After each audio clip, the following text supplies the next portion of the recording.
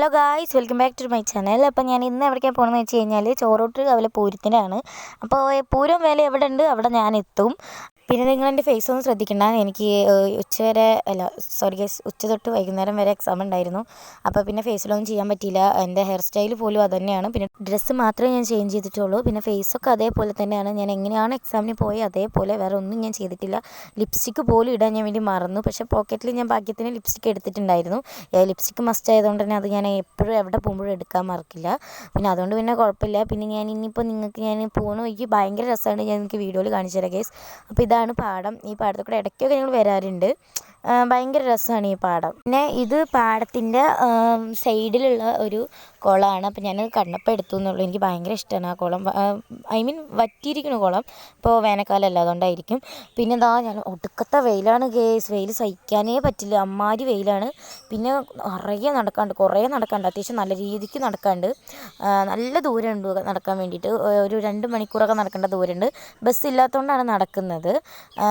അതാണ് ഞാൻ വീഡിയോയിൽ പറഞ്ഞുകൊണ്ടിരിക്കുന്നത്.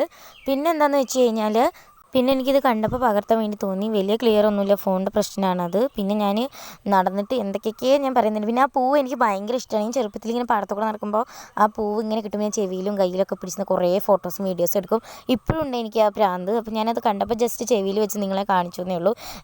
ഞാൻ മാത്രമല്ല, പൊതുവെ എല്ലാവരും ഇങ്ങനെയാണ്.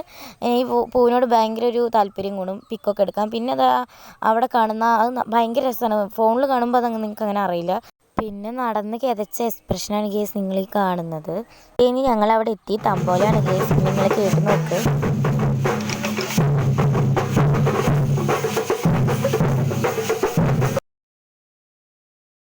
പിന്നെ ഞങ്ങളവിടെ എത്തിയ ടൈമിൽ അത്രയ്ക്ക് തിരക്കൊന്നും ഉണ്ടായിരുന്നില്ല. എങ്ങനെയാണോ അങ്ങനെയായിരുന്നു, നോർമലായിട്ട് തന്നെ ഉണ്ടായിരുന്നുള്ളൂ. വേലകളും കാര്യങ്ങളൊക്കെ വരുന്നുണ്ടായിരുന്നുള്ളൂ.